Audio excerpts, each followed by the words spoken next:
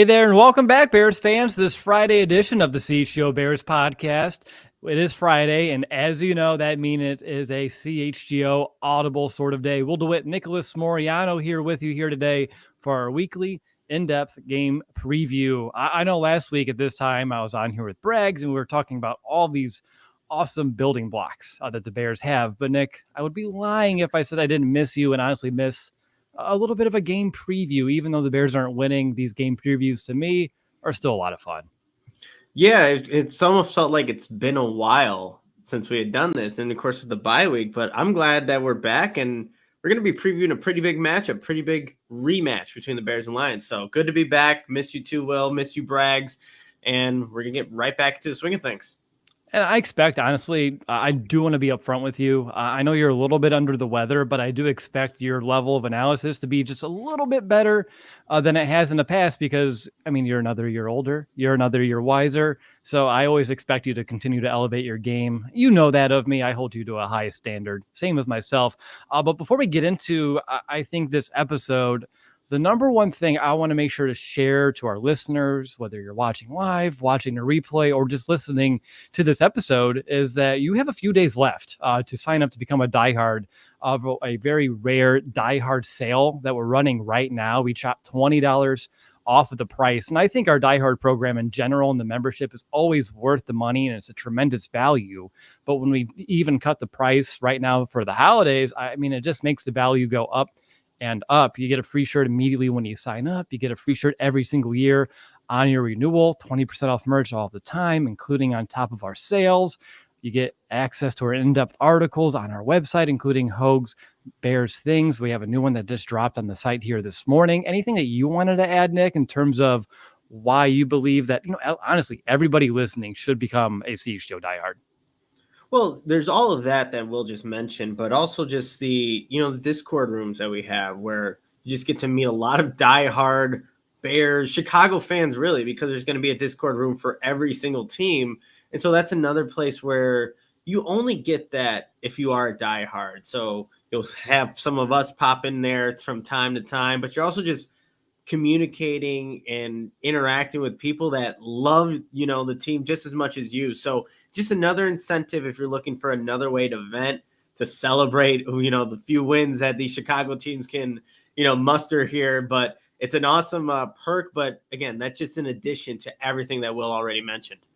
And you and I, covering the Bears and podcasting about the Bears, since 2015, our goal is always to bring Bears fans worldwide closer together. And our diehard membership, obviously, we cover more than just the Bears here at CHGO, but it is a great way to get inside the Chicago sports community. And as you mentioned, in the lounge, there's different rooms. So if you are specifically only a Bears fan in Chicago, there's still plenty of value in terms of the overall community that you'll be joining here too. So definitely go to allchgo.com/diehard.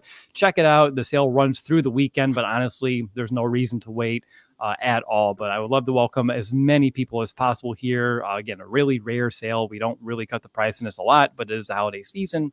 So definitely take advantage while you can. So for today's episode, you know the drill by now. It's a game preview episode. We're going to share our keys to success on both sides of the ball, determine who has the edge, share some X factors, bold predictions, and a whole lot more. I just want to say hi to everyone in the chat. I see you in there. All the bear down emojis are popping off. Gotta love to see that. But Nick, Bears Lions round 2, one-liner. What you got? The word I want to use is learn. Just when you look at the first matchup, how much have both teams learned about each other going into the second one? And we're going to dive into it and, really preview what I'm really talking about there. But how much have both these teams learned about each other going into the second matchup now? Absolutely. I think that makes a lot of sense. I went with the phrase, but I forgot to ask, what's the weather going to be like on Sunday? Do you know? That's a good question. Look at this. We have Chicago's weather up right now on Sunday. 36 degrees, but sunny. Perfect. And no rain, no snow, no nothing. Perfect. You know why? Because my one-liner is revenge is a dish best served cold. Boom. I like it, Will. Awesome. Well, let's get into this game preview. We're going to discuss this Bears matchup against the Lions, who are 3-1 since their bye. But before their bye week, they were winning a lot of these games by like 2 scores or more. But since they had their bye week, again, 3-1, and every single game has been decided by one score or less. And I think that's a very important thing to keep in mind right now. Obviously, you know how that Bears game went, and I'm sure we're going to bring up that previous matchup quite a few times here throughout this episode. But let's begin with our keys for success on offense for the Bears. I'll go ahead and start with my key first here, Nick. Change it up just a little bit. My very first key for the Bears this week on offense. I just want to see something new. Obviously, Justin Fields came back last time against the Lions after the injury, and you and I were very impressed just by the overall game plan that the Bears put in place. Showed the Lions some things that they just weren't really expecting, using Justin as a primary runner, getting that ball out quick, moving the pocket, throws on the run, also making really good throws by staying inside the pocket. They kept Detroit off balance, showing them some things that they just really didn't do all year long, with some of the motion pre-snap, some of the play action, where they're going with things. I was very impressed overall by the game plan that the Bears deployed. It was different. But the problem is, and you mentioned it with your one-liner, is that these teams are learning about one another. That's what makes divisional matchups, A, they're important, and B, very difficult the second time around. And obviously for the Bears, they let the Lions off the hook last time. So this week, when I'm looking for the Bears on offense, and I can't tell you what it is, I don't know what it is, because I want to see something different, something new, something that the Lions aren't expecting yet again. Because if you copy and paste the game plan, they're going to be ready for it. They adjusted, halfway through that game too, and did a good job of limiting that Bears offense in that second half. So I want to see some extra wrinkles in there that we maybe haven't seen either in a while or maybe all year long, to catch these Lions off guard yet again. I like that a lot, Will. I think something that they can do differently that ties into my first key is staying aggressive all game long. I think when we look at the back half of that game and why it didn't go the way the Bears ultimately wanted to, is like it got a little conservative, especially when they got into scoring range. They settled for field goals as opposed to continuing to do what got them there in the first place. So staying aggressive means taking deep shots. We did not see that in the Monday night victory against the Minnesota Vikings. Again, completely different defense. You could justify why the Bears did it, but they I think over corrected themselves in that game. But against the Detroit Lions, there are opportunities to take some deep shots. So you have to do that in this game. But when it gets to the second half, we've seen all too many times where this Bears offense, reverts to playing a little bit more conservative. Go back to the Denver game, why they lose that one. Go back to the last matchup with the Lions. So just staying aggressive, having that mindset, knowing that you need to go for the kill shot with these Lions. They played in some close games as of recently, like you just mentioned, Will. So they're finding different ways to win. So that's why you need to stay aggressive from start to finish. So stay aggressive is my first key. Yeah, the deep shots are important. That's the big touchdown that the Bears had in that game, was a 39-yard pass from Fields over to DJ Moore. When you pull up what happened to the Lions against Green Bay, very first play of the game, Christian Watson downfield, they connected on a deep shot, got in scoring territory, and capitalized. So I agree, finding ways to remain aggressive and take some of these vertical shots against this Lion defense is very important. And I also love the fact that you gave me a segue. That concludes my third key, but I'm going to bump it up here to the second, just to kind of keep this conversation rolling. And I call this key cross 50 clutch. I was feeling very creative here this morning, but you mentioned it. The offense got a little conservative once they got in Lions territory. The offense's inability to score once they crossed the 50 or really do much of anything, I think was a big reason why the Bears lost this game. I know we can look at the final 5 minutes of this game and pinpoint where everything really fell apart. But if the Bears were better in Lions territory, that never would have even mattered. I mean, obviously, yeah, the very first drive, touchdown. Second drive, the Bears ended up punting, even though they had a 1st and 10 from the Detroit 38. Couple drives later, they had a first down in the red zone at the 17. They had to settle for a field goal because of some negative plays. Drive 6, 1st and 10 from the Detroit 39, false start. You go backwards, settle for a field goal. Drive 7 was that touchdown that we just mentioned. Drive 8, you had a 1st and 10 from the Detroit 32. Couldn't convert on a 3rd and short, field goal. And then drive 9, 1st and 10 from the Detroit 26. 3 straight runs, being conservative, settle for a field goal. So again, I'm really big in red zone numbers, and I think everyone here knows that. But the fact that the Bears were knocking on the door of the red zone multiple times and had to settle for a field goal every single one of those times, That's a little bit of a, kind of a problem there. And again, when you look at what happened, it was a mixture of negative plays, passive play calls, the inability to execute, despite when they were on the other side of the field, marching down the field. And then things just kind of stopped. And if you want to look at how could this actually impact the game, well, say they would have scored touchdowns on 2 of those 4 field goals. That's plus 8 points. And if they would have scored a field goal when they should have, instead of punting that first time, that's plus 3. So that's 11 more points if they just would have converted 50% better. If they were just 50% better in that game, that would have been 11 more points for the Bears. So for me, just like you, Nick, once we cross that 50-yard line and get into Detroit Lions territory, you keep the pedal down, you keep the gas fully pressed down to the floor, and you just got to keep staying aggressive. So I like that, and execute and eliminate those backwards plays. There's a lot there, but I think the overarching theme is just be better.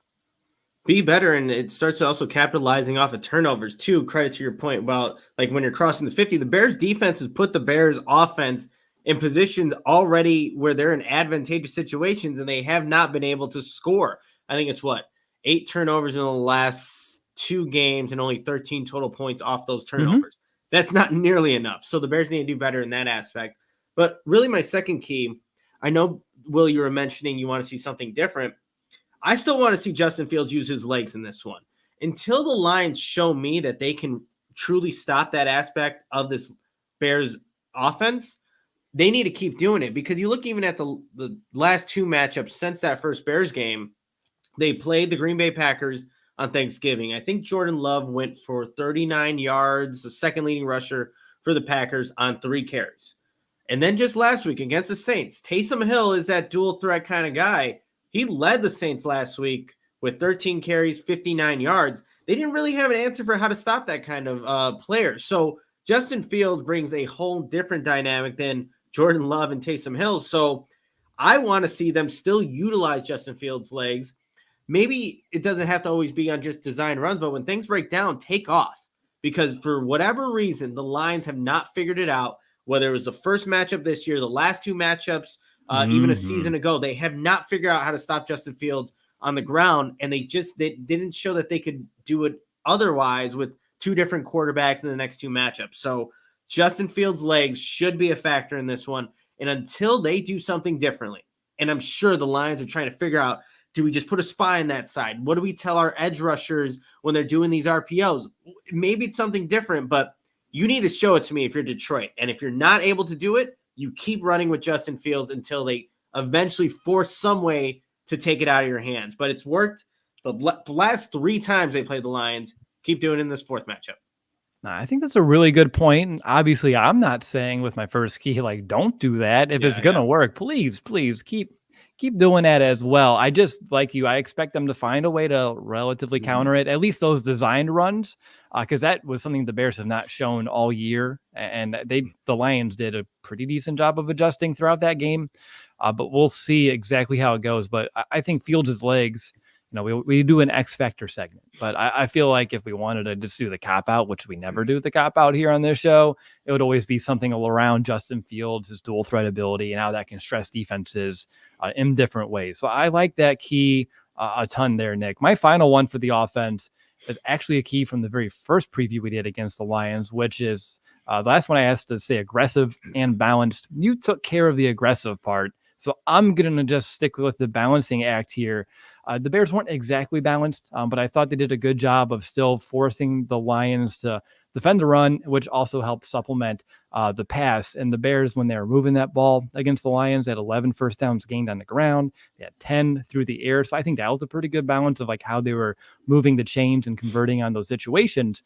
But I just still want to see the rushing attempts and the passing attempts get closer to 50-50. They had 23 passes to 46 rushes last time. So that's a 2-1 favor of the ground game. I know they're trying to keep time of possession. You can still do that with a quick passing game. Maybe not as quick as the Vikings matchup, but that's a whole different conversation for a different day here. But I do want to see that get just a little bit more closer. And really, if you want to just look at like balancing within balancing, I know I'm going with layers here yet again today, but maybe you split the running backs carries a little bit more evenly. Once you feed DJ Moore, because he should get the lion's share of the targets, then I want to see other players start to step up. You and I talked about heading into the Vikings game that I was disappointed with Cole Kmet's, I think, role in the Lions game overall. They kind of forgot about him, didn't use him as much as they did in the past. And then they overcorrected with those 6 targets in the very first quarter against the Vikings. So I do want to see more Cole Kmet here again this week, specifically just more than I saw against the Lions matchup last time. I think he's a great second option right behind DJ Moore for this offense. So, balance play calling, balance splitting those carries up, and then balance when you're spreading the wealth a little bit through the air. So really anywhere I look at it, I just want to strive for that balance, which again would keep that defense honest and have them to force them to defend vertically, horizontally, every inch of that field. Yeah, I like that balance and consistency, like what this show is titled for today. Last key for me is just protect the edge. Because look, the Lions are going to be missing a key player on the interior of their defensive line, and Aleem McNeil, who did get a sack in the first matchup against the Bears at Ford Field. So look, Aiden Hutchinson, for the most part, Darnell Wright did a very good job against Aiden Hutchinson until the very last play of the game where he gives up the sack, the safety there. But you have to watch out for him. Bruce Irvin, the veteran pass rusher, got a sack last week against the Saints. So he gets onto his team and gets a sack. So I think if the Bears can do a good job of just kind of mitigating the outside pressure, you're going to give Fields opportunity to stay in the pocket and read and rip the ball downfield. And I think that's going to be more of an emphasis this game as opposed to the Monday Night Football game. Just completely different game plan. I think that hopefully Luke Getsy, Justin Fields, this offense have to approach a Lions defense that does give up plays. Like the play that they were able to score, the touchdown to DJ Moore that you were talking about earlier, I think it was in Justin Fields' press conference, who said that, the safety there likes to creep up when you put something in front of him.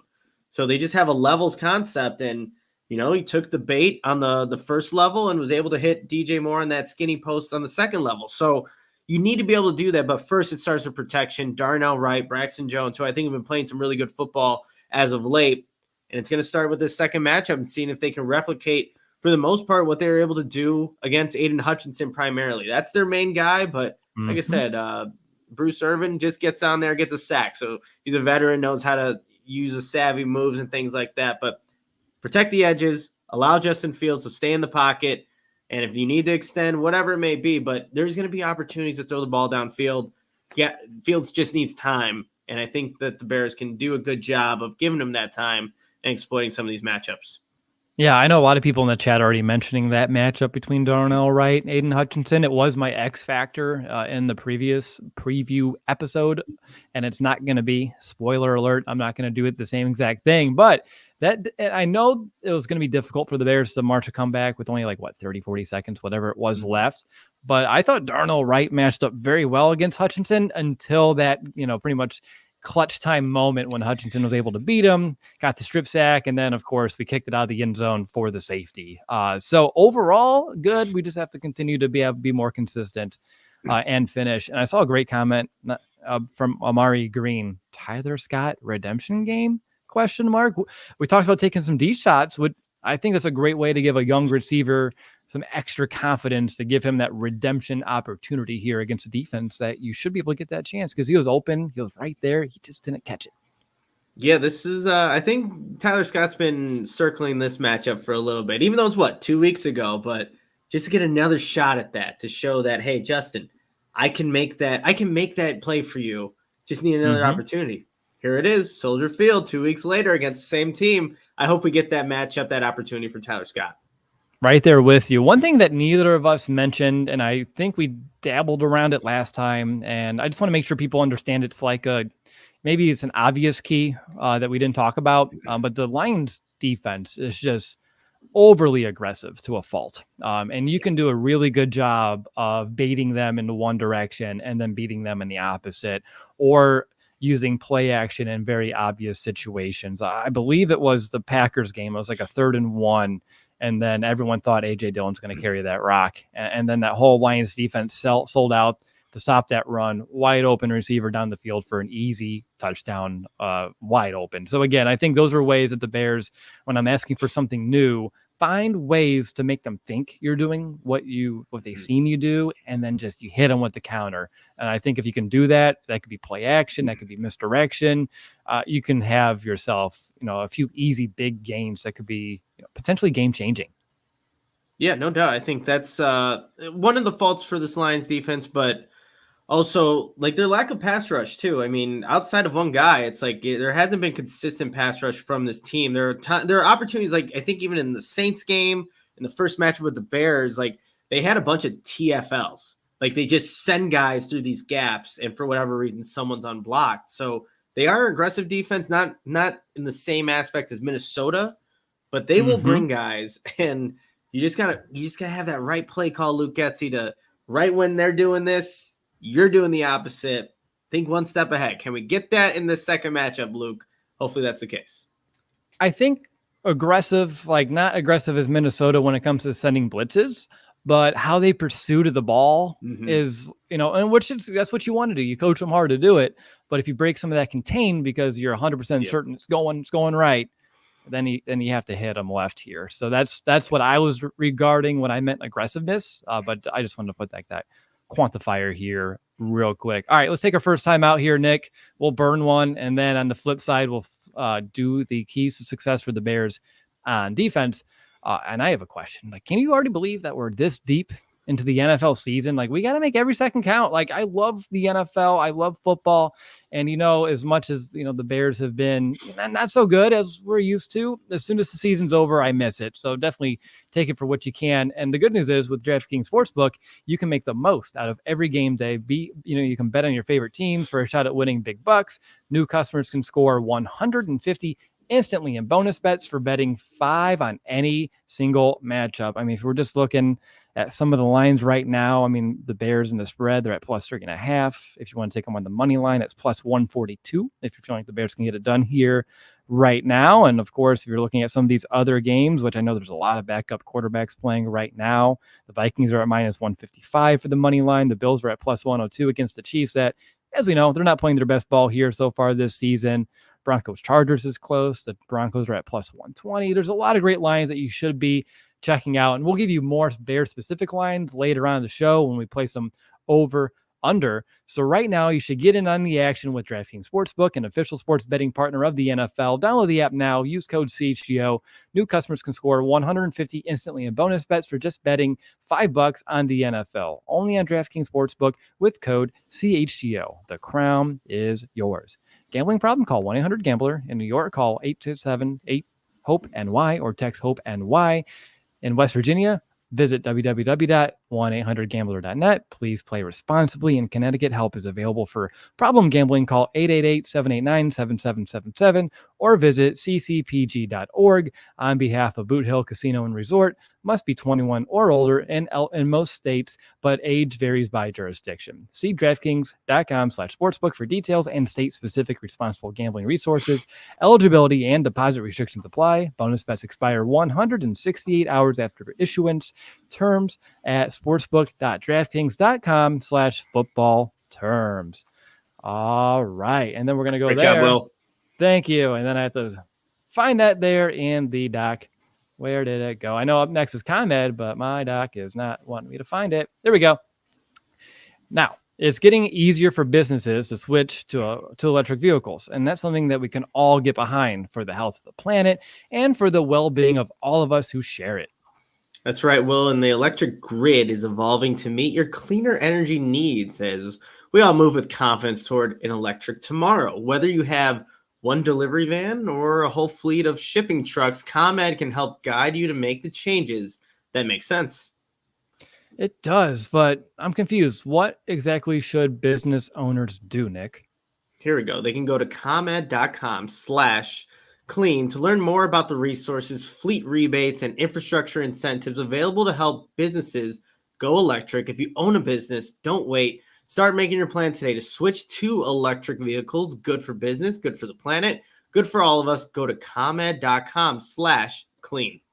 I just want to make sure that I wrote this down correctly. Did you say ComEd.com/clean? Exactly, Will. Now go now and see how going electric connects us to a better way of doing business and a better future for generations to come. Actually, well, when Stephanie and I, my girlfriend, we were in Tempe, Arizona. There was one of those like self-driving, I think, electric cars that was just on the road. Like it was in front of us. I was like, so you're telling me there's nobody in there, or they're driving somebody else? We couldn't get next to them to see exactly, but that's just wild to me. But that's, again, the technology and the present that we're in right now. You have self-driving cars, which is kind of nuts. Yeah, you know, give it 10 more years, man. I'll be making my trips up to Chicago, just prepping for the game, letting the car get me all the way up there. But yeah, it kind of blows your mind a little bit. All right, let's get back to it. CHGO Bears Podcast. Will DeWitt, Nicholas Moreano. It's a CHGO Audible Friday here. Game preview. You know the deal. Give this video a like if you can. Peanut says to do it. I say to do it. I think those are two great reasons to click that thumbs up if you haven't yet. We'd really appreciate it. All right, it's time to do our keys to success for the Bears defense. I went first on offense. I did that DraftKings read. I'm taking a breath. Nick, I'm going to you for key number one. Yeah, I think the big key for this game, you guys, is to really close that middle of the field for this Bears defense against this Lions passing attack. The Bears, they did a relatively good job in that first matchup outside of the 2-minute drives where that's where the Lions kept on going. When you go back and watch the Lions versus New Orleans Saints just last week, there were so many plays over the middle of the field. It was insane to watch, and I just kept putting in my notes as I was watching. Middle of the field, middle of the field, middle of the field. This is where the Bears linebackers need to stay disciplined like they did for, again, a majority of that first matchup, but you cannot allow Sam Laporta. You can't allow, St. Brown and all these guys to just live in that area of the field because that's where Jared Goff is at his best. So the middle of the field is going to be such a big emphasis in this game. If the Bears can replicate what they did in the first matchup, but finish throughout the entirety of this game, they're going to be in a good position to win, Will. If they cannot, it could get out of hand, much like how the start of the Lions-Saints game was. It was 21-0, I think, within the first 10 minutes. So you cannot have that happen. And it starts off by being disciplined with your defensive zone coverages, how you react to play action and just ball fakes, and covering the middle of the field. The Bears do that, they're going to be in a really good spot, Will, but it really does start with that's very specific. Just watch the middle of the field, man. Regardless of what's happening, watch the middle of the field. Yep, like star circled, underlined, that middle of the field. It's my second key on the list, and I know we make these independently. And my very first line under this, and I did put a lot of notes because this was a huge key we both had coming into the last matchup. We knew this, and the Bears knew this, and they did a good job of defending it. But I put, this is another key worth repeating, and I'm definitely positive Nick would agree. And then you started off with that being your very first key. So I was right on point for a couple of things here. But that's exactly where the Lions do all of their damage through the air, or most of it. And that's where they're the most dangerous. They love those slants. They love those crossers, especially off of play action. As you mentioned, because when they're executing it right, it moves those linebackers off their marks.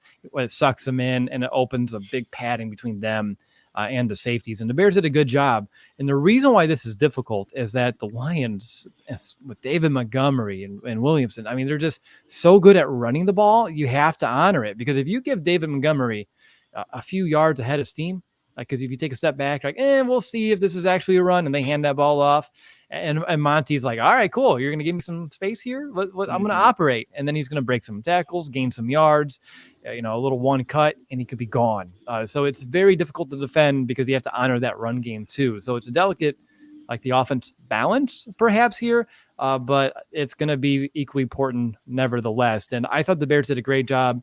If you look at a specific matchup, and you mentioned it, and it was a key of mine last time too, Sam Laporta. Because when the Lions offense is really humming, Laporta is a big part of it.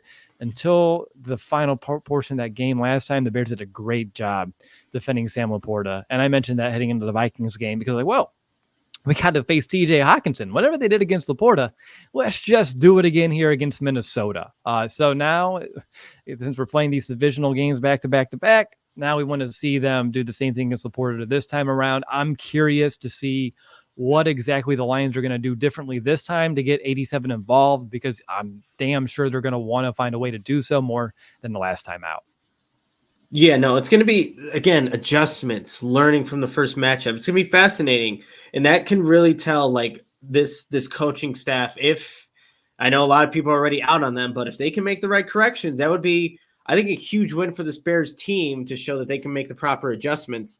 And it's going to start with also being better in 2-minute defense. We were kind of talking about it a little bit, Will, but there's going to be those opportunities at the end of half, at the end of the game, where we need to see this Bears defense really just become a lot better, more efficient, make plays. I was asking, I believe it was TJ Edwards, I asked in his press conference, how do you get better at 2-minute defense? Can you do that in practice? And he said there are certain situations that coaches can put you in to kind of best replicate what you'll see in a game, but you really just need to get in the game to feel it. But really, ultimately, it comes down to someone's got to make a play.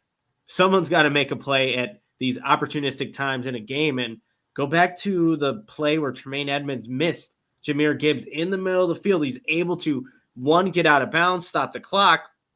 Hey, that was a play that Tremaine Edmonds knows he can make, should have made. I was also talking to Travis Smith, the Bears defensive line coach. What's the difficulty for a defensive lineman when they're in those situations, those 2-minute drills? Well, obviously the high tempo, things like that, but the best thing you can do as a defensive lineman to stop any offense when they get into that mode, get a sack.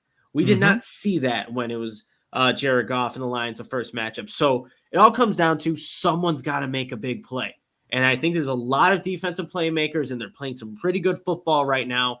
Someone needs to make the big play at those crucial moments in games. So let's see if the Bears, somebody. Look, Eddie Jackson doesn't have a pick yet, you guys, this season. Let's see if he can make a big play in this matchup against the Lions. But 2-minute defense, also another key. Yep. My key is called 2-minute toughness. Same exact thing here, but I'll just give some extra details on top of it because it wasn't just the end of the game. And I think that's the one that people remember the most because, I mean, it hurt the most.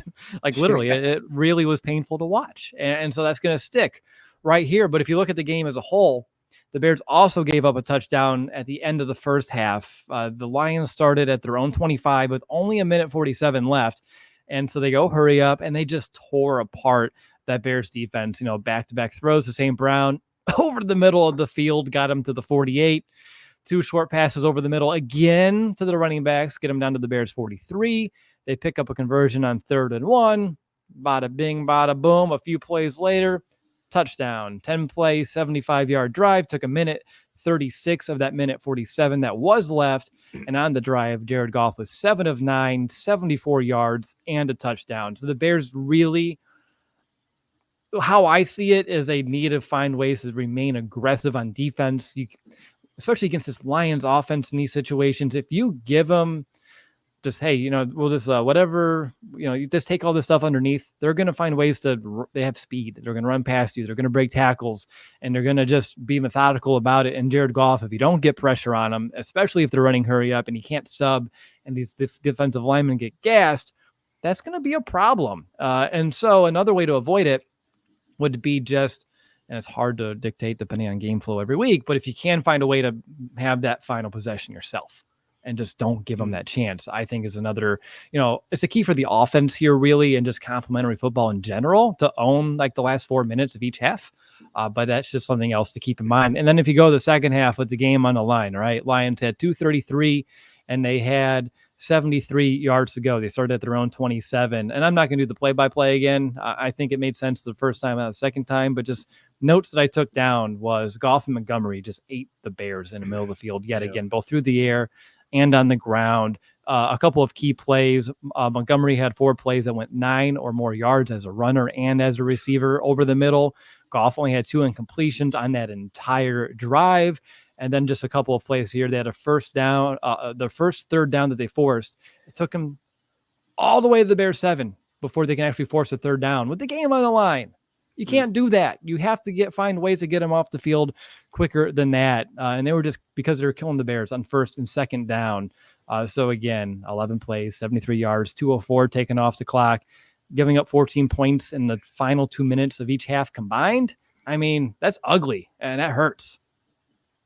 Yeah, that's well, I didn't even realize they didn't get to third down until they already were in, 10 inside the 10 yards. Exactly. So need to be better. Someone needs to make a play. Going back to putting all of our keys together here, Will, that's obviously something that needs to show up in the second matchup. And I think just for my last key here, just finishing plays. And, I kind of alluded to this with like the Tremaine Edmonds play, but, Jalen Johnson could have had an interception off of Jared Goff when Javon Dexter got pressure on Penei Sewell, but couldn't come up with that pick. There was also a pick six he could have also had in that game earlier when the Lions were scoring deep in their red zone. So there's just opportunities. There's going to be a lot of opportunities in this game on Sunday at Soldier Field where you could be in the best position. You can break on a route, finishing the entirety of the play, finishing the entirety of the tackle. That's what separates, some great teams from these good teams from bad into the worst is who can actually, I know Matt Eberflus literally says it every single time he goes up to the press conference, but execution, it really does matter. And I know it can be overdone like how Eberflus has kind of done it since he got here, but execute to the whistle. And if the Bears can do that, realistically, they should have won that first game against the Lions if they finished plays, but they couldn't. So now we got to see if they've made the right adjustments, have learned, and ultimately can capitalize when the Lions make mistakes or when the Bears are just put in good position, finish them. Yep, 100%. I mean, there were a lot of times where the defense finished, but then the offense couldn't carry the torch. And now, of course, we talked about specifically here the defense failing to finish in key situations. So when all of that happens, it is very difficult to win football games in the NFL. My final key for the Bears on defense is keep up that sizzling secondary because they are just hot. The Bears were third in the NFL with 13 interceptions. 7 came in the last 2 divisional games. So I'm going to put a little F yeah next to that. That's pretty cool. And we just need to stay sizzling here. And we know the formula. We saw it last time. We've seen it for years against the Lions and Goff, and we've seen it back when Goff was playing for the Rams. And it just always begins by getting pressure on number 16 there. When you go back to the last matchup, the Bears pressured Goff on about 40% of his dropbacks. He was, and on those dropbacks specifically, he was 6 of 12 for 69 yards. Nice. I was waiting for you to say nice. There you go. That was your cue. I knew it was coming. I was muted. And also, I'm like, no. You're the sniffles. I'm sorry, but yes, nice. 6 of 12, 69 yards, 2 interceptions, and sacked twice. Passer rating when pressured against the Bears last time, 28.1. You can beat teams if you do that. But when they fail to get pressure, you're not going to get pressure on every drop back. He was 17 of 23, 2 touchdowns, 1 pick, and a rating of 104.8. So again, 104.8 clean, 28.1 under pressure. Huge difference here. And I thought the Bears did a really decent job in that last one of generating pressure by only rushing 4. You have your leaders of pressure was DeMarcus Walker, Javon Dexter, you have Green, you have Yannick, and then they also brought in some blitzers too. You saw Brisker get in there. You got that blitz sack from Sanborn. So you can do it in multiple ways. Ideally, you can do it with 4, but in key spots and when it matters, you may need to send an extra rusher here too. And I'm sure the Lions are going to do their part to kind of mitigate this because they had 7 turnovers between the Bears game and then the following week against the Packers. And then they were able to clean it up against the Saints that are a top 10 defense in forcing turnovers. So they played a clean game against a very opportunistic defense. So they're going to aim here this week to have yet another clean game because they knew how much it hurt them last time. But the problem for the Bears was it didn't hurt them enough because the offense was unable to take advantage of all these turnovers. And of course, we had some missed opportunities on defense too. The Jalen Johnson dropped interception down there inside of the 10 near the goal line is one that comes to mind. But if you can get pressure in Goff, and I think that's where everything starts here, you should be able to have more opportunities for this secondary and for this defense for takeaways. Speaking of pressure, I think Dan Campbell said this, I believe earlier today. He doesn't think that center Frank Ragnow is going to play this Sunday against the Bears. So we're talking about pressure up the middle. Javon Dexter's playing better. You're seeing flash from Zach Pickens. Justin Jones has had his moments. That could be big too. That can be really big for this matchup. So something to keep be aware of as the Bears Lions are approaching Sunday. 100%. That's huge. Absolutely. He was someone that was just coming back, I think, from injury when the Bears played him last time. And we're like, dang it, we got him 1 week too late, but we may luck out here this time by. All right, let's burn our second time out. We got him. We got to use them. On the flip side, we're going to do X factors and tell you who has the edge here in this game. But Nick, I'm going to go over to you for the first read of this break.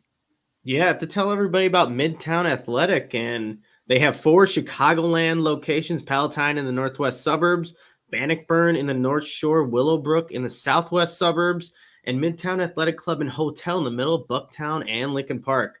I feel like I've heard everybody at CHGO talk about how great this place is, and I've heard them say that Midtown is truly next level, and I believe it just based off of seeing some of the videos and pictures and how much fun they're having. But Midtown Palatine, they've actually launched a multi-million-dollar transformation of the club, which will be complete in early 2024. Listeners can lock in favorable rates if they join before the end of the year, so you have time.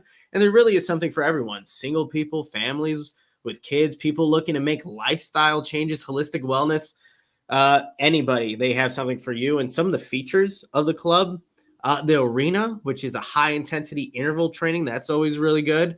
And they have amazing outdoor and indoor pools and hot tubs. So there's so many awesome features that Midtown Athletic Club has. And, I got to get myself over there to experience it myself. But you can head over to midtown.com/CHGO to find out more and to tour the Midtown Athletic Club nearest you.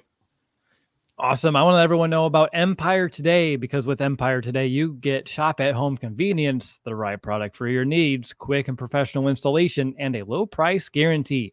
Empire Today is the best place to get new flooring. So, of course, they're going to have copycats, but Empire can't be beaten on quality, service, speed. So competitors advertise low quality products. That Empire, they're not going to carry that stuff. Empire won't promise the lowest prices, because anyone who does that, honestly, they're just putting flooring in your home that they wouldn't be putting in their own. So definitely, for Empire, they keep shopping for floors simple with a curated product selection. Empire's philosophy is to help you to find what you need and not to overwhelm you with thousands of choices and substitutes.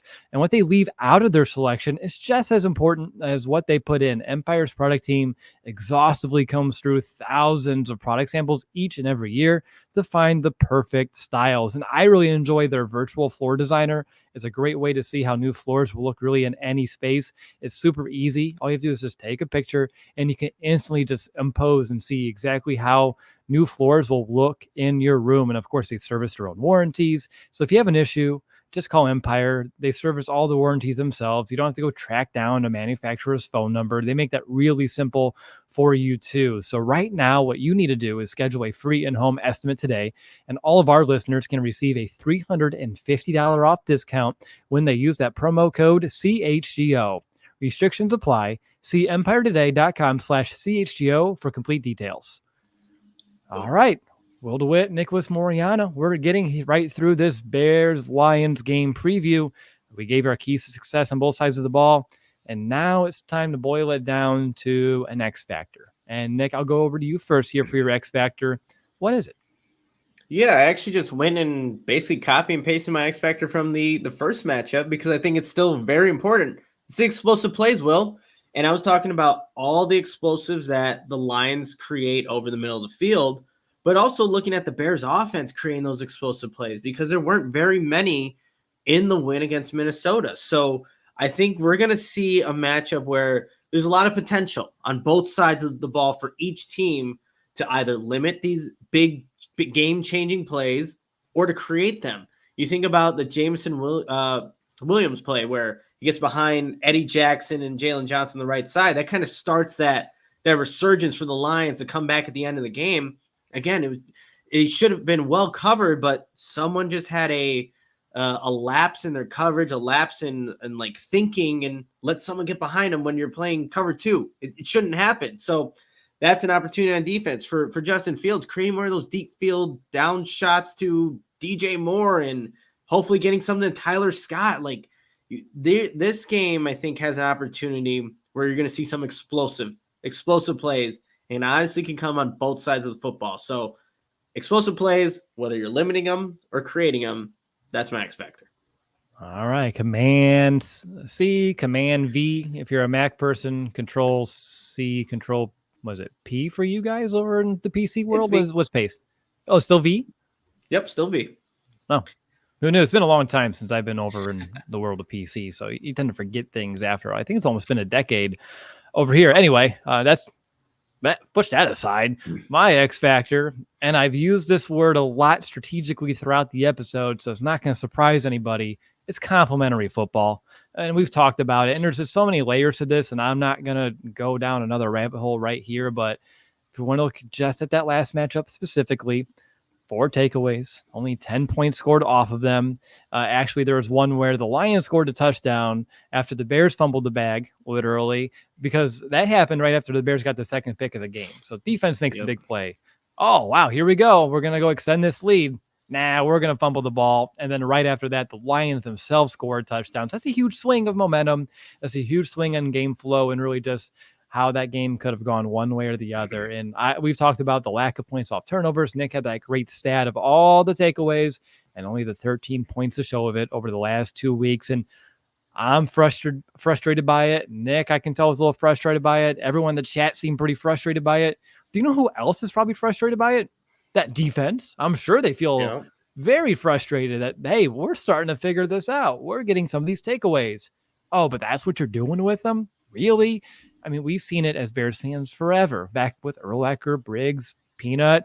Oh, look at us. We're making plays. Offense doesn't capitalize. Damn it. And now we're starting to see, history repeats itself. I think we're seeing it here right now. So for the Bears, if they want to win this game, complementary football, find ways to help out one another. I think, unfortunately for the Bears in the last matchup, it wasn't the offense complimenting the defense. It was more of like Cairo Santos and his field goals that was doing that. And we need to find ways to extend that and find ways to score touchdowns off of turnovers, because that's how you really extend leads.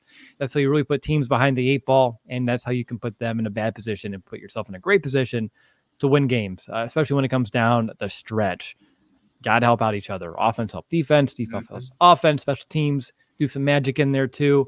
But I think for the Bears, it's going to take a complete effort, all 3 phases here in this one. So I'm hoping we see better complementary football. Yeah, Justin Fields talked about that today on Wednesday too. He said it just hasn't been good enough, essentially, for the offense and what all the opportunities the defense is giving them. So that's going to be one area that he knows he needs to be better at, and along with the entire offense, playing that complementary football. That'll give him also, I think he said, the better we play complementary football, the better we have a chance of winning games. Makes a lot of sense. So let's see if it happens on Sunday. Oh, look at him using coach speak. He understand. He understood the assignment there up at the podium.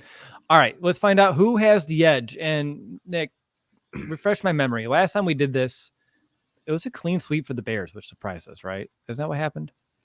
I want to say it was a clean sweep. Yeah. I may pull up my notes to just verify that when you're going to do yours here. Does Greg remember? Lions guy seems to remember for you guys. I couldn't help but laugh at his comment. Lions guy's always in our chats. Perfect. Lions guy got it. See, my memory did serve me correctly. And Lions guy, he must have jotted that down. Awesome. Well, we're going to do it again. Hey, to Nick's credit, the Bears should have beat the Lions the last time, and he had predicted it. Will, did you have the Bears beating the Lions that week too? I did not, because I want to see them actually win a game before I Nick did that. Did though, and Lions guy, you got lucky. Changes his name to Lucky Lions guy. All right, moving on. And what I think is interesting too is that how our schedule kind of broke down, and we alternate the edges every week. We have the same exact ones. You and I have the same ones. And so it's like, does anything change? So I have up first that Bears pass attack versus that Lions pass defense. I'm still going to give it to the Bears here this week. I thought they did fine through the air last time, except getting a little bit too passive once they got across the 50. I like that deep shot to DJ Moore that ended up turning into a touchdown. I want to see more of it, and we've talked about that in nauseum throughout this episode. But what I saw was the Bears proving that they can throw against this defense. I want to see them execute at a little bit of a higher clip, but their inability to pass, I don't think was the reason why they lost that game per se. And so I'm going to keep that edge here for the Bears. And I'll go over to you now, Nick. Bears rushing attack, led by Justin Fields last time, a key of yours as well against that Lions run defense. And Will, that's what pushes it over the edge for the Bears is Justin Fields' ability to gash this Lions defense on the ground. And I think, if this was any other quarterback that didn't have that capability, I think I would lean towards the Lions, but it's Justin Fields. He every time he's played the Lions, especially the last 3 games, he's gone off on them, especially on the ground. And you're going to see, I think it's going to be interesting with this rotation at running backs, because I think it truly is now going to be a rotation. No more the Khalil Herbert leads the day in carries, because Roshan Johnson's showing his capabilities as a runner. Obviously, you have Deontay Foreman. So with all that being said, giving this one to the Bears. So 2-0 to start.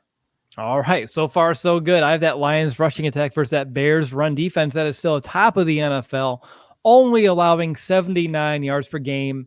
And I've been, pretty much, hammering the Bears run defense every single week that I get them. And they've been very solid. And I think they've proved a lot to me for their ability to actually stop the run this year. And it's a real thing. However, and that's a big however, I'm giving this one to the Lions here this week. And the reasons why I'm doing it is that even though the Bears didn't give up like an ungodly amount of yards against the Lions on the ground, I thought Montgomery did enough to gash us when it mattered most. And I was going through some of the plays when we're talking about like 2-minute defense, and the ones that really sting even a few weeks later, they had a 12-yard run, Montgomery did, on 2nd and 10 on the very final drive of the game. He also had a 10-yard run on 2nd and 1. And then the Lions had a 6-yard run on 3rd and 2 inside the 10. So that was that 3rd down. Yeah. And they're going to go for it on 4th down, obviously, in that situation. But still, you allow 6 yards on the ground on a 3rd and 2? Like that's not enough to give me confidence that they can have the edge here this week, because numbers were modest, but the numbers that really mattered for the Bears. And so for me, those do or die situations really do count here. And so the Lions are going to have the edge here with their rushing attack led by David Montgomery, who I'm certain coming back to Soldier Field, more so than even the last time he just played the Bears, is going to feel like a revenge sort of game for him because he's going back to like his previous home. And I think that's going to mean something a little bit more. And the last one's over to you, Nick, that Lions pass attack, emphasized by the middle of the field attack and that Bears pass defense.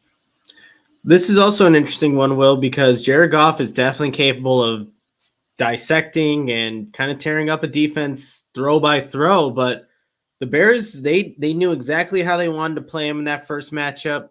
And then it was the end of the first half and the 4 minutes where Jared Goff really got cooking.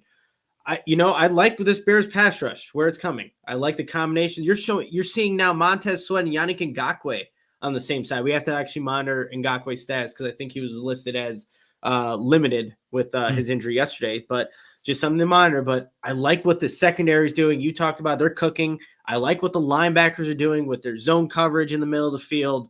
And I liked for 56 minutes how they played Jared Goff. So I'm going to go with the Bears, their pass defense versus the Lions passing attack. If they can replicate what they did, and that's tough. It really is tough. This is going to really show who has a better coaching staff. And on paper, it's definitely the Lions. But we got to see it all play out on Sunday. There's no doubt about that. But we need to see it play out. So I'm going to give this edge to the Bears, but there's definitely opportunities for this Lions passing attack to look a whole lot better than it did for a majority of the game than it did in that first matchup at Ford Field.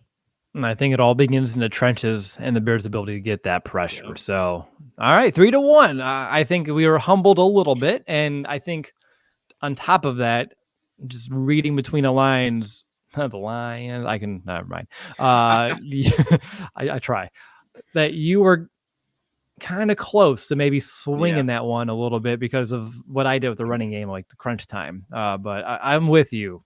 The Bears and that secondary and their ability right now and to create turnovers. I think if they can do it again, if they can have 2 takeaways at least here in this week again, it's going to improve to me like that's real. Like that's a tangible thing that we can hold on to. And it wasn't just like a string of luck of 2 lucky games and contests. So that's what I'm hoping to see here this week. Let's take our final break. Let's burn our final timeout. Let's get it out of the way. And on the flip side, we're going to give you our predictions, our bold predictions. We'll play some over under and predict what these stat lines are going to look like. And of course, we're going to tell you who we think is going to win this game at Soldier Field on Sunday. But with that, Nick, I'll hand it over to you. Yeah, just have to tell everybody about Goose Island. As you know, CHGO, supported by Goose Island Beer Company, Chicago's beer since 1988. They have a phenomenal beer roster. The Oktoberfest, Beer Hug Family, 312 Wheat Ale, Full Pocket Pills, everyday beer, what the brewers are drinking. Yeah, put in the comment. What's your favorite beer that you're having right now? You're gonna have at holiday parties. Put it in the comments right now. But you can grab an ultra fresh brewery exclusive beers at Goose Island's original brew house on Clybourne Avenue in Lincoln Park, or from their tap room on Fulton Street in Westtown. Goose Island Beer Company, Chicago's beer. All right. I hope everyone's excited. It's time to hand out some predictions, and we always begin on a bang with our Bears bold predictions. I have one for offense, one for defense this week. Why not have some extra fun here? On defense, I'm going to go with 2 sacks and a forced fumble for Montez Sweat. That's bold because he has a hell of a matchup against Penny Sewell. And then on offense, now this one's fun. 100 rushing yards, 200 yards passing, and 3 total touchdowns for Justin Fields. Ooh, coming in hot, Will. Damn. I try. love those bold predictions. Those were good. I like it a lot. For me, I think last week I had like Justin Fields going over 100 yards rushing. That happened. So this one, I'm thinking someone mentioned Tyler Scott redemption or, revenge game. That's where I went with my bold prediction this time. That last play that could have sealed the game for the Bears where Fields and Tyler Scott were off. I think they hit it this time. So Fields connects to Tyler Scott down the left sideline, 45-plus yard explosive play to show that he trusts Tyler Scott, that he's learned from that moment. He's been wanting that moment, and it happens in this game. So just a very specific, explosive, deep passing play to the rookie at Soldier Field. Mark it down. It's happening. Bold prediction for me. That's what I love about your bold predictions, because you bring so much imagery. Like, I feel like I can see exactly what you're envisioning there. You're like, Tyler Scott is going to line up left. He's going to wipe his gloves 2 seconds before the snap. Look at Justin right as the snap's going off. Book downfield, left foot first. And just like all the minute details all the way down the field. Wipes his eyes after the catch and holds his hands up high and just relishes the moment. Those are a lot of fun. Good work there, Nick. Thanks. All right, let's find out who's going to be the MVP, and then we'll do some over-under, and then we'll tell you who's going to win this game. For my MVP prediction, you know what? He's not off limits anymore. I'm going to say Justin Fields because we took him off of the shelf, and we're allowed to say he can be an MVP again because he's not the obvious MVP. There are other players that have been standing up here, but like you, I expect his legs to be dangerous. I was very impressed with how he was able to pass within the pocket against the Lions last time, which is a key of mine.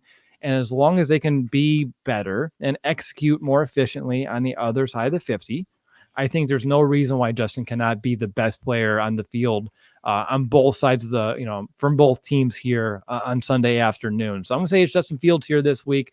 A big game from JF1 heading into a very pivotal 5-game stretch for the Bears. I like that, Will. I'm going with Jalen Johnson as my MVP, and he easily could have been in had he finished some of those plays in the first matchup against the Lions, but he's been putting himself in better positions, you guys, regardless of if he's actually finishing the play.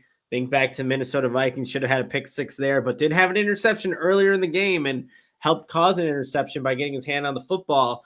I just think you're seeing a Jalen Johnson who's playing some pretty damn good football. If he just finishes, there's no doubt that he can easily be in that all-pro status, get himself into the Pro Bowl, be recognized as, one of the top 5 cornerbacks in the league. But it starts with making those game-changing types of plays. And he's been in position, just needs to finish. But I think, when you have St. Brown, you have Laporta, you have Williams as well, like all these guys that are playmakers for the Lions, you need to have a guy that you can trust. So I'm going with Jalen Johnson being the MVP in this one. That's a lot of fun. I like that one a lot. Let's play some over, under, and honestly, just general. What would you bet on here? And I'm doing a first one that we've never done here on the show before. I want to know the Chicago Bears' first drive result, Nick. Is it going to be a punt, a field goal attempt, a touchdown, or a turnover? The Bears are pretty good on their opening drives. I don't know the exact stats, but what are my odds on a touchdown? Plus 370. Wow. Okay. Let's get crazy and put like $10 on, plus 370 for their opening drive being a touchdown. Let's do it. Why not? Why not? I think so too. Like, I mean, the Bears do tend to start hot. They did it last time. Yeah. Why not let history repeat itself? All right. Passing touchdowns. Both quarterbacks have the same line at 1.5. You can, for Goff, Fields, what do you think is going to happen? There's a scenario where I could see both those guys going, each getting 2 passing touchdowns. I think it's more likely for Goff. So if I had put my money on it, I would go on Goff for the over 2.5 or 1.5 to get 2. All right. How about for Justin Fields? We'll do his pass plus rush yards line. So total yards here from Justin. It's at 259.5. 259.5. Okay. Rush and pass. I'm going to take the over, Will. I'm going to take the over on that one. I don't know where you can cap off Justin Fields and his rushing stats. I don't know if there's a cap on that, especially against these Lions. So I'm going to go over. Here's one that I feel like is an easy one for you. Jared Goff interceptions. Over under 0.5. Ooh. We're taking the over on that one because Jared Goff and the Bears, they mix well together when it comes to interceptions. That's a plus 114 right now. I just want to throw that out there. That may be some free money. I know we gave people free money heading that Vikings game, and we got some tweets about that, and people are very excited over there. Doing some receiving, I'm on Ross St. Brown, over under 72.5. I mean, that's just a guy that Jared Goff likes. I'm going the over on Jared Goff. What about Sam Laporta, over under 45.5 after the Bears did a really good job last time, but... Yeah, they did a good job. I mean, he went off against the Saints. He went completely crazy against the Saints. But they figured it out the first time, and I'm going under on Sam Laporta. I like him a lot as a player, but we'll go under in this game. All right, 2 receiving props for the Bears, and we'll call it. Cole Kmet, over under 31.5. Let's go over. I mean, we didn't see enough of him in that first matchup. So, and the one guy that Fields threw to against Minnesota, he had like 6 receptions in the first drive or something, like first 2 drives for Kmet. So let's go over. Yeah, I was like, I need more Cole Kmet against the Vikings, and the Bears were like, bet, watch. And I was like, oh, okay, maybe that was too much. Calm down. And the last one would be DJ Moore, of course, over under 68.5 yards receiving. Ooh, 68.5. Hey, I'll take the over.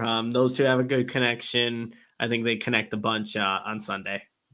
All right. Sounds a lot of fun. Of course, all those lines came from DraftKings, who did sponsor this episode, and you can use our code CHGO at sign up as well. And we gave you all those details just a little bit ago. All right. So we've done everything, Nick. Like, we have done everything. I mean, we have done keys, X factors, who has the edge, some fun predictions. But now it's time to get down to what really matters. Like, it doesn't really matter unless the Bears win. But what do you think? Will they beat the Lions this time around? Who wins and why? Well, I thought they had an opportunity to beat them the first time, and that's why I predicted that. But I also said that I wouldn't pick the Bears, until they prove that they can finish the game. They finished against the Minnesota Vikings 12-10. Mm-hmm.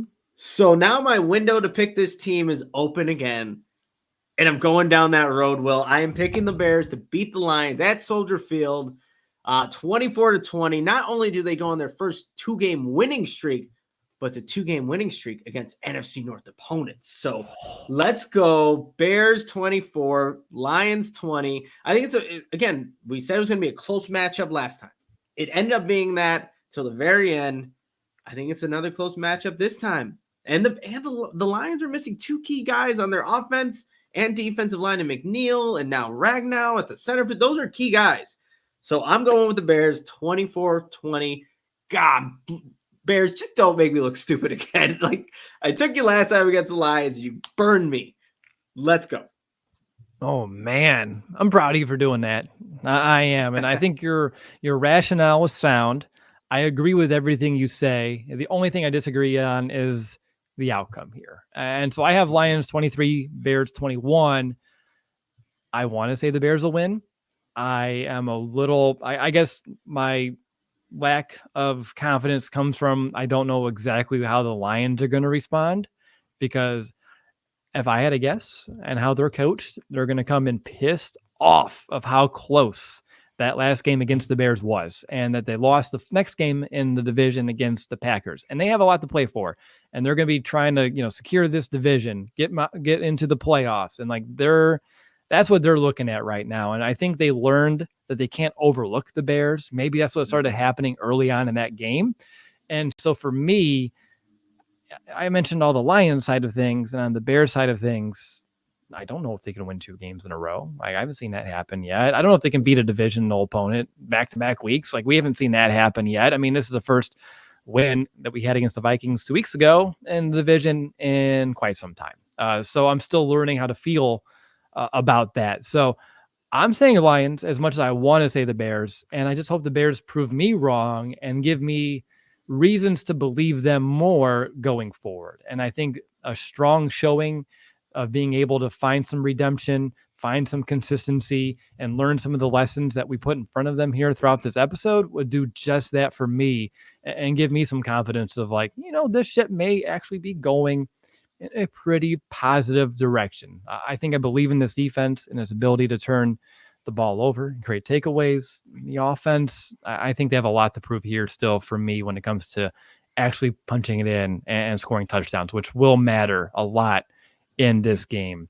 My confidence meter, though, real quick, 4.9. I'm right there, just under the 5 mark, which would mean a win. I'm knocking on the door. Maybe I'm just trying to do too much self-preservation and not trying to get all upset Sunday afternoon. Maybe that's what it is. By the end of the day, I just think the Lions will just squeak by. Yeah, look, I can definitely see it going that way. The Bears just make a few more good plays than the Lions do and finish on those plays. And that's how I think I didn't have a confidence or prediction, but 5.2. I think this is going to be a close one. They always are against the division. It's still a good football team with the Lions. They just have not shown as of late, the last 3 games specifically, that to be that dominant team that started off the season. They're really crawling and inching out some of these games. It got away from them in the beginning against the Packers. Look, they started off the 21-0 start against the Saints, and then you look at the second half of that game.